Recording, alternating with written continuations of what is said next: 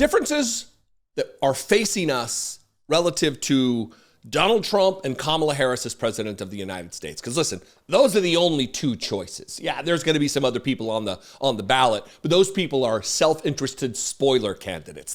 They don't care about the future of America. If they did, they would drop out and support one of the candidates that most best aligns with their ideologies. That's just the way it is. We got to deal with reality on reality's terms. This is the system we have. A Jill Stein has no chance at power. Zero. And I don't think she cares about power. You know, Robert F. Kennedy, he saw the writing on the wall. He got out. And when his calls went unanswered from Kamala Harris to give him a cabinet position, whack job conspiracy extraordinaire, he went to Donald Trump. Make America healthy again. Again, Big Mac sauce flowing through Donald Trump's veins. So you got two choices. And I'm going to play this clip because it really delineates the differences between the two candidates. Try to imagine, this is from the Univision town hall last night with Kamala Harris. Try to imagine a moment where Donald Trump could have given this answer or reacted this way or interacted and connected with another human being who is vulnerable, who is crying, who is giving of herself about her family and personal things. Try to imagine Donald Trump connecting. It's not going to be hard because this is about immigration specifically, and Donald Trump wants mass deportations. Donald Trump wants some kind of a Nazi-era Germany deportation system. Load them up on the boxcars. I know it's hyperbole, but is it? How would he physically actually carry out the mass deportations at the levels and the numbers that he prescribes? Another question, I guess. But watch this clip. It's a little longer than I normally play. Follow along if you've already watched it. If you watched this thing last night, you can follow along with a timer and skip ahead where we'll talk about it on the other side. You and I have something in common.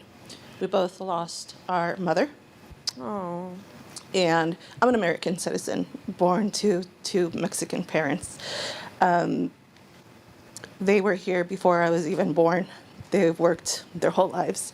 But with the way immigration laws change over time, I was only able to help my dad get his legal status squared away, but not my mom's. My mom passed away just 6 weeks ago. Oh, I'm so sorry. And she was never, ever able to get the type of care and service that she needed or deserved. Sorry. Take your time. Take your time. So my question for you is, what are your plans, or do you have plans to support that subgroup of immigrants who have been here their whole lives, or most of them, and have to live and die in the shadows? I'm so sorry for you. Thank you. You must remember your mother as she lived. Mm-hmm. I have enough of a feeling about your strength that it probably comes from her to know she would want you to remember her as she lived and not as she died, okay? Mm-hmm. So let's take it one step at a time. Mm-hmm. Your parents were here for years, it sounds like. Mm-hmm. And your father was able to earn his pathway to citizenship, but your mother was not. Mm-hmm. And I'm going to assume it's because part of the problem is that we do have a broken immigration system, mm-hmm. including it being the case that even though when we were elected in 2020, and the first bill we offered Congress, before we did the bipartisan infrastructure bill, before we did the work on gun safety, before we did the work on investing in chips and science, the first bill we offered within hours of taking the oath was a bill to fix the immigration system, including creating a comprehensive, earned pathway to citizenship for hardworking people. And it was not taken up. And now we look at a situation where people are suffering. The reality is that in terms of having access to health care, had your mother been able to gain citizenship, she would have been entitled to health care that may have alleviated her suffering and yours. And this is one example of the fact that there are real people who are suffering because of an inability to put solutions in front of politics. I mean, an example of this on immigration policy is that as it relates to what we need to do to strengthen our border. A bipartisan group of members of Congress, including one of the most conservative members of the United States Senate, came together with one of the strongest border security bills we've had in decades. And it included 1,500 more border agents to go to the border to help those hardworking folks who are working around the clock. The border agents supported the bill. It included more resources to stem the flow of fentanyl, which is killing people of every background in every region of our country. It would have allowed us to have more resources to take on transnational criminal organizations. I have prosecuted transnational criminal organizations, from the Guadalajara cartel to the Sinaloa cartel. And Donald Trump found out about that bill, realized it would be a solution, and told them not to put it on the floor for a vote because he would prefer to run on a problem instead of fixing a problem.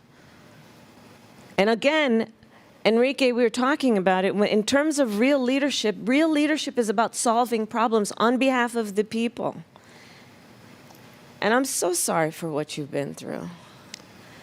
I'm so sorry for what you've been through. And, you know, my mother came to the United States at the age of 19. She was by herself, came alone by herself. She raised my sister and me, Maya. And I know what it is like to have a hardworking mother who loves you and to lose that. But I know that her spirit is alive. I know her spirit is alive. And will you tell me her name, and let's speak her name? Maria Dolores Figueroa. Maria Dolores? Mm-hmm. Okay, we speak her name, okay? Yes. All right. Thank you. Muchas gracias, Yvette. Thank you so much, Madam Vice President. That's empathy. That's touching. That's care and concern for another human being and their situation. And there's not a world where you've ever seen Donald Trump do that. Not a single time. At least one where he wasn't hamming it for the cameras. Which brings me to this. Here's the last. That was like the first or second question of the evening. And then an hour later, when they cut, the host ends it. I'm so-and-so. Thanks for sticking around tonight. We'll see you next time. Kamala Harris shakes hands with the host, walks over, puts her mic down, and then makes a beeline for this lady in the crowd. She doesn't know whether the cameras are still rolling. They've cut. The mics are off. The evening's over.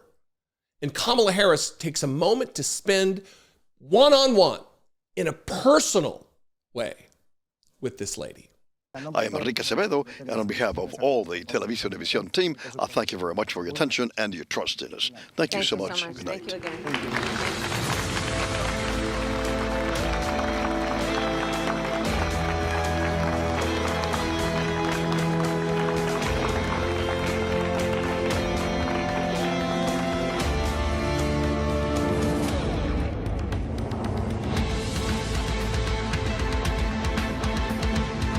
That is leadership. That is empathy. That is compassion. That is concern. That is what we want for President of the United States. We don't want a strong man who's actually just a weakling. We want somebody who cares.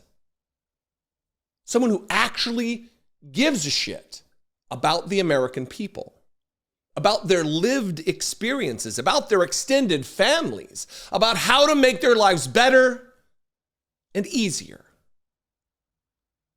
Kamala Harris isn't running on a platform of retribution and revenge. She's running on a platform of making your life better, your neighbors' lives better and easier, whether they're Republican or Democrat.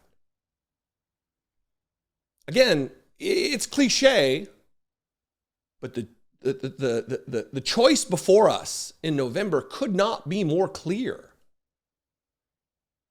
Is she a perfect candidate? No, one does not exist. But between the two choices that we have, it is so obvious. And then let me tell you, I'll warn you now, when Kamala Harris is elected, we're going to be pushing the administration on this channel, and I'm sure others, pushing them for progress, pressuring them in a leftward position, Medicare for all, things that will intrinsically, undeniably make our country better and stronger. For now, though, the mission is to get Kamala Harris elected. The mission is to get Tim Walz elected. The mission is to vanquish Donald Trump, send him packing back to Mar-a-Lago to die at Mar-a-Lago of old age, at the ripe old age of who knows. Or maybe send him to prison. We will see. Anyway, I love and appreciate you. Thanks for engaging. If you want to leave a comment below and tell me how wrong I am or whatever, you can do that. You can also leave me a voicemail, 714-576-4054. And of course, you can email me daily at dollemore.com. If you want to take your support and engagement to the next level and help support this work for $2 a month, you could do just that. Click the join button below, become a channel member right here on YouTube. That's not subscribing. That's separate. Subscribing's free. You can also go over to patreon.com/IDoubtItPodcast. Great way to help support this work, and I would appreciate it very much. Follow me on social media. I'm at Dollemore. I'd love to see you there. And I will see you next time. Till then, be genuine. Be more like Kamala Harris as I smash my mic. And take care of one another.